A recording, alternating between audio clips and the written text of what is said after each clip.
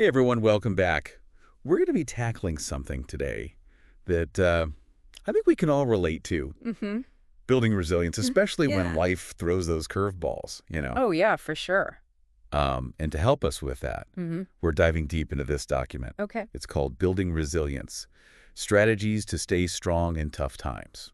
I like it because, Who couldn't use a little more resilient? exactly. Everybody. Absolutely. It's so. That inner strength. Yeah. I think we all need a bit more of that. Yeah. Yeah. So that ability to bounce back from setbacks and Yeah, and even find a way to thrive, Mm. even when things are tough, I love that. you know? It's like having an internal shock absorber for life.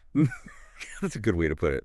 So today we're Yeah. going to be unpacking some of the strategies from this document Right. to help us all not just survive those tough times, Right. but come out even stronger Absolutely love it. on the other side. So the first thing this document jumps into is this idea of accepting reality, Okay. which sounds simple enough. Right. Yeah. It can be much harder than it seems. Oh, yeah?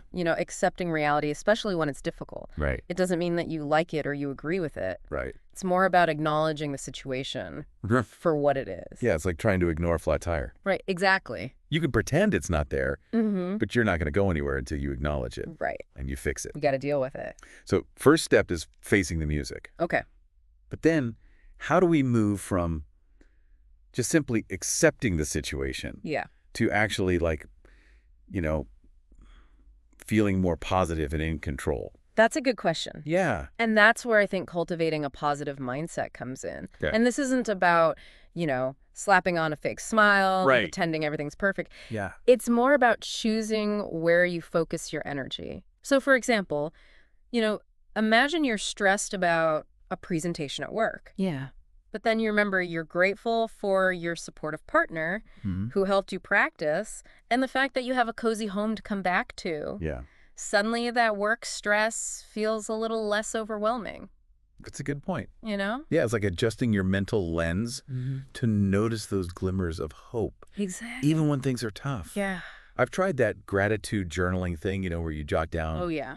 a few things you're grateful for each day, Yeah. and it really can shift your perspective. It really can. Have you ever tried that? Absolutely. And it's amazing how even writing down simple things Yeah. can really just shift your whole mood, Yeah. even on the most challenging days. Yeah. There's always something to appreciate, no matter how small, That's a good point. you know? So we're acknowledging reality. Mm-hmm. We're looking for the positives. Yeah, But we all know we're not meant to go through tough times alone. absolutely not. This document really stresses the importance of a support system.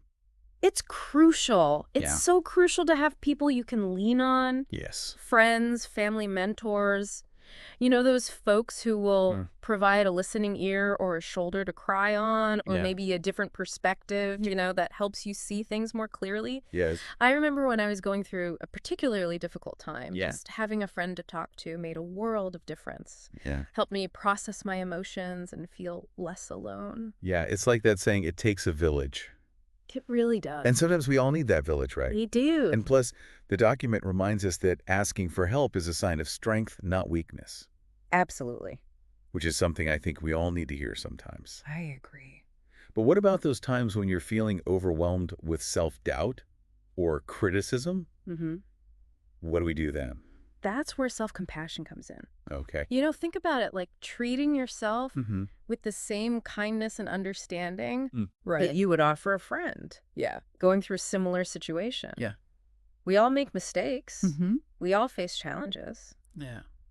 It's okay not to be perfect. Right. It's about recognizing that you're human Right. and doing your best. That's such a crucial point. I know I can be incredibly hard on myself, Yeah. especially during those tough times. Right. So just like we need that support from others. Yeah. We need that support from within. Absolutely. And that comes from self-compassion, Exactly. that gentle reminder that we're doing our best, we're allowed to stumble, and we're worthy of kindness even when we mess up. It's a good way to put it. So Yeah. we are works in progress. We are Right. always learning and growing. Yeah. And as we navigate these challenges, Mm-hmm.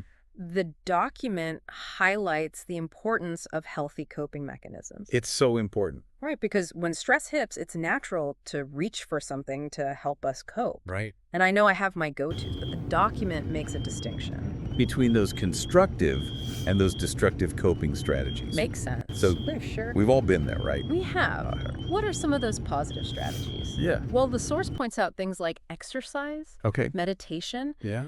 getting lost in a creative outlet. Right. These are activities that channel your energy in a healthy way, Mm-hmm. help you de-stress, and can even give you a sense of accomplishment. Right. So is it like choosing to go for a run or Yeah. do a few minutes of meditation or pick up that dusty paintbrush Yeah. instead of reaching for that extra slice of cake? Right, or getting lost in the endless scroll of social media. Or doom scrolling. Yeah, We've all done it. right. But it's about recognizing Mm, which coping mechanisms actually contribute to our well-being in the long run. absolutely. You're right. It's about being mindful of the choices we make, Yeah. especially when we're feeling stressed or overwhelmed.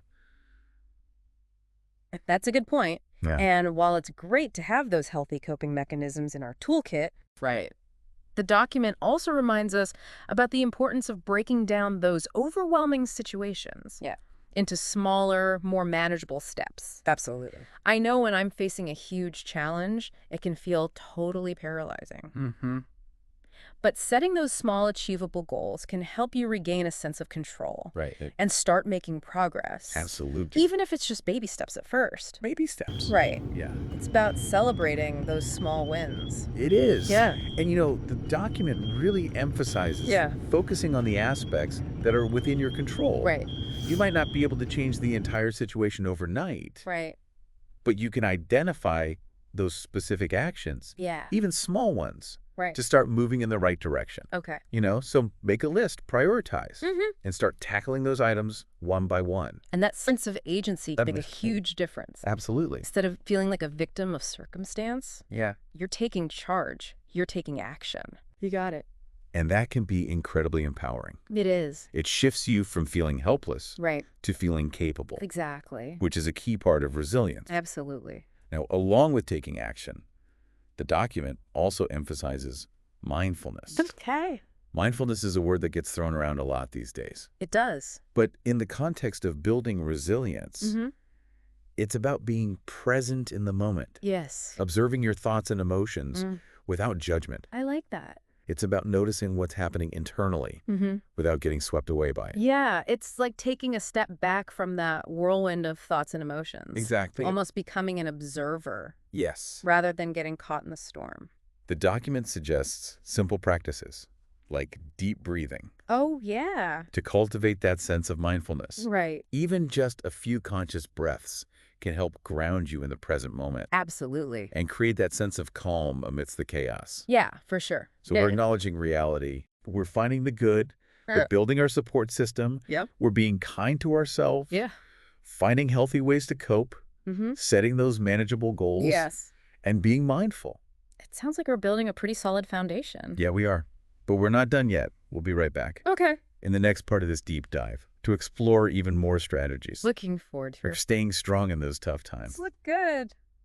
Welcome back. It's great to continue this exploration of resilience Yeah, I'm excited to keep going. with you. Yeah, this is great stuff. So picking up where we left off, let's talk about this misconception Hmm. that Okay. resilience means you have to be stoic or emotionless. Right. Like a robot in the face of adversity. Right. You just shut down. You're just like a stone wall, yeah. Exactly. You're not allowed to show any emotion. Right. But the source actually emphasizes that. Yep. It's perfectly natural. In fact, it's healthy to feel a full range of emotions during tough times. Mm. Yeah. Sadness, anger, frustration, even grief. Mm-hmm. It's all part of the human experience. Right. It's not about suppressing those emotions or pretending everything's fine when it's not. Exactly. And acknowledging those emotions Yeah. and allowing yourself to actually experience them Right. is so important for processing what you're going through. Yeah, it's not about denying those feelings, but rather learning how to manage them. Exactly. So they don't completely overwhelm you. You got it. It's like riding a wave. Okay. You can't stop the waves from coming, Right. but you can learn how to surf. I like that. And sometimes those waves are going to be big and scary. Right. But the key is to keep your balance. Yeah. And ride them out. I love that analogy. Thanks. So as you're navigating those ways, Yeah. the source highlights the importance of maintaining perspective. Oh, that's so important. It's easy to get caught up in the intensity of the situation, that we lose sight of the bigger picture. Absolutely. So Right. when it feels like our world is falling apart, how do we actually keep things in perspective? What does that even look like? Yeah, what does that even look like? Well, the document suggests a few strategies. Okay. One of which is focusing on what you can learn from the experience. Okay. Even in the middle of a really tough situation, there are always lessons to be learned, new insights, skills to be developed that will serve you well in the future. So instead of asking, why me? Why is this happening to me? Yeah. We can ask, what can I learn from this? Exactly. How can I use this experience to grow? You got it. By adopting that growth mindset, you begin to see challenges not just as obstacles to overcome, but as opportunities for personal development. I like that. It's about reframing your perspective to find meaning and purpose even in those difficult times. Okay, so it's like turning lemons into lemonade, Yeah, but for personal growth. exactly. Liking it. Speaking of reframing, Yeah. the document also talks about challenging those negative thoughts, Oh, yeah. which, let's be honest, can be so hard. So hard. When things are tough, it's like a broken record of self-doubt sometimes. Absolutely. It's so easy to get stuck in a spiral of negative self-talk when things are tough. Yeah. But the document reminds us Yeah. our thoughts are not always facts. Right. They're often influenced by our emotions, past experiences. Mm-hmm. And when we're stressed, those thoughts can become distorted Right. and really lead to that downward spiral. So it's about recognizing those negative thoughts and asking ourselves, Yeah. are these thoughts based on facts or just fears? Right. Are they actually helping me cope, or are they making things worse? Exactly. And when you start questioning those negative thoughts, you can actually start to replace them with more balanced and realistic ones. Right. It's about reframing that internal dialogue Yeah. to be more supportive and empowering. I like that it's like being your own cheerleader Yes. instead of your own critic. Exactly. Instead of beating yourself up, you're offering encouragement and reminding yourself of your strengths. Right. And speaking of strengths, the document points out the importance of identifying and leveraging those personal strengths. Absolutely. We all have them, right? We do. Everyone has their own unique set of strengths and talents. Right. And when you're going through a rough patch, it's so important to remind yourself of what you're good at, what you've accomplished in the past, and how those strengths can help you navigate the current challenge. Yeah, it's about tapping into your internal resources. Exactly. Those qualities and skills that have helped you overcome obstacles before. Yeah. And by recognizing and leveraging those strengths, you're reinforcing your belief in your own ability to handle whatever comes your way. It's about boosting your self-efficacy. Okay. That feeling that you are competent and effective. I like that. Now, while focusing on your internal resources is key, the source also reminds us of the importance of remembering those external resources. It's true. Sometimes we need more than just willpower to get through those tough times. Oh, absolutely. Sometimes we need a little help from our friends, right? You got it. And those external resources could include anything from your support system, friends, family, mentors, or maybe professional help from a therapist or counselor, or even connecting with a support group. Yeah. And don't forget about all those community resources Yes. that are out there that are designed to offer that practical assistance. It's about recognizing that you don't have to go through it alone. Absolutely. There are people and resources available to help. And there's absolutely no shame in reaching out. And it's actually a sign of strength. It is self-care. Exactly. Speaking of self-care. Yes. The document really emphasizes how vital it is So important. to prioritize your well-being. Yeah, it's another one of those buzzwords Right. we hear all the time, self-care. Right. Self-care. Yeah.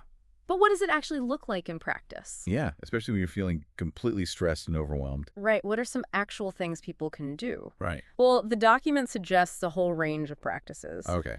Things like making sure you're getting enough sleep, Okay. nourishing your body with good food, Mm. moving your body, spending time in nature, Yeah. pursuing hobbies that bring you joy, Right. setting those healthy boundaries to protect your time and energy. Yeah. It's a whole person approach. It's about making yourself a priority. Yes. Even when it feels like you have a million other things on your plate. Yes. It can be so hard. Which, let's be honest, can be really hard. It can. But I'm starting to understand how self-care isn't selfish. It's actually essential. It is. for building resilience. It really is. It's like that saying, you can't pour from an empty cup. Right. You need to take care of yourself Yes. to have the strength and energy to deal with those curveballs. Yes. Life throws your way. It's like putting on your own oxygen mask first before assisting others. You got it. And speaking of helping others, Yeah. the document actually highlights the power of altruism and helping others as a way to boost resilience.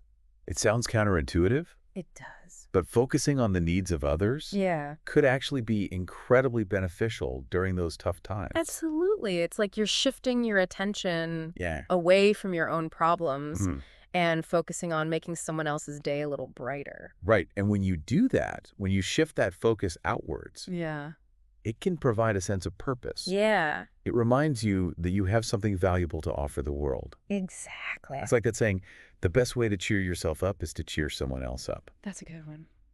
And by engaging in those acts of kindness and service, you're not only helping others, but you're also cultivating a sense of gratitude and connection. It's true. Which can be incredibly uplifting. It can. It's like that feeling you get when you realize you're a part of something bigger than yourself. Yeah. Which can be really comforting and empowering. Absolutely. When things are tough. I agree. This has been such a fascinating exploration of resilience. We have. We've covered so much ground. We have. From learning to ride those emotional waves and challenging those negative thoughts to identifying strengths and practicing self-care. Absolutely.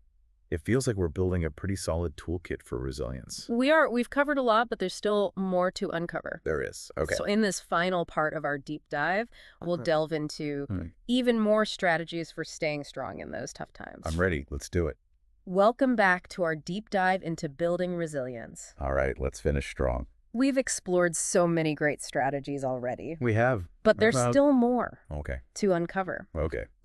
So one theme that really jumps out in this last section is this idea of embracing change and uncertainty, which honestly can be really tough. It can be. It's interesting because as humans, we tend to crave that stability. Right. And predictability. I agree. That sense of knowing what's coming next. Absolutely. But we all know life is rarely predictable. Right. It's full of those unexpected twists and turns. For sure. And I know for me, resisting those changes often just makes things harder. I think that's true for a lot of us. Yeah. You know, the document makes this point that fighting against the current resisting change often just creates more suffering. Right. So we really need to learn to adapt, to go with the flow, even when it feels uncomfortable. I hear that. Yeah. But it's definitely easier said than done. It is. So how can we actually embrace uncertainty when it feels so unsettling? That's a good question. And the document actually suggests a really interesting perspective shift. Okay. Instead of viewing change as a threat, what if we tried to see it as an opportunity? Okay. An opportunity for growth. Okay. And new experiences. I like that. You know? Yeah. It's about embracing the unknown with a sense of curiosity and a willingness to learn and adapt. It's like that saying, life begins at the end of your comfort zone. Exactly. By stepping outside of that comfort zone, embracing those new challenges, maybe we're actually expanding our capacity for resilience. You're exactly right. And the more we do it, the easier it becomes. I think so, too. Yeah. Now, as we're talking about embracing change and uncertainty, the document also talks about finding meaning and purpose. Right, because when we have that sense of purpose, it's like it gives us an anchor. Absolutely. During those tough times, something to motivate us and keep us moving forward. For sure. But when you're in the middle of a challenging situation, how do we even find that sense of purpose? Yeah, especially when you're feeling lost and uncertain. Exactly. That's tough. But this section suggests exploring your values, your passion, and getting really clear about what truly matters to you. Okay. What are the things that give your life meaning? Right. It's about connecting with something bigger than yourself, something that gives your life direction, even when it feels like things are falling apart.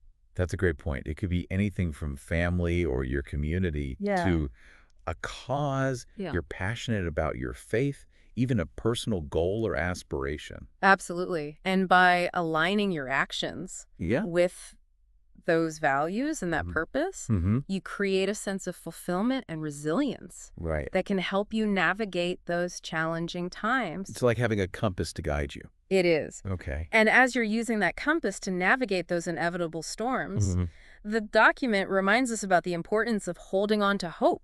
Hope can feel so fragile. It can. Especially when you're facing adversity. Yeah. It's so easy to lose sight of it and just feel like things will never get better. Yeah, we've all been there. I think we've all been there. Yeah. Absolutely. But hope is that flicker of light that keeps us going. It is. That belief that things can and will improve, even if we can't see it yet. Beautifully said. So the document suggests focusing on those small victories. Yes. Celebrating those small steps forward. Absolutely. It's about recognizing your progress. Yeah. No matter how incremental. Right. And acknowledging your strength and resilience in navigating these challenges. It's like a scavenger hunt for hope. Finding those glimmers of light, those moments of joy. I love that. Or gratitude. Yeah. And holding on to them. Yeah. They become those reminders that even in the midst of difficulty, there's still beauty to be found. There is, and sometimes it's about nurturing that inner voice that says, I can get through this. Things will get better. I am stronger than I think. Right, and sometimes that inner voice needs a little help. It does. So the document also mentions the power of seeking out inspiring stories, quotes, or even artwork that can uplift your spirits. Absolutely. And remind you of the incredible resilience of the human spirit. The stories are so powerful. We've all heard those stories or seen those movies that just remind us what we're capable of overcoming. I agree. And surrounding yourself with those positive influences can be a game changer. Totally. When it comes to maintaining that hope and motivation. Yes. It's about feeding your mind and soul with those stories of courage, perseverance, and triumph over adversity. It's so powerful. It is. I think it gives us permission to believe that if other people can get through tough times, so can we. Absolutely. And while we're filling our minds with those stories of hope and resilience, the document also circles back to practicing gratitude. Right back to gratitude. Which we talked about earlier. So important. Gratitude is such a powerful emotion. It really is. It has this ability to shift our focus from what we lack to what we have, from what's wrong to what's right.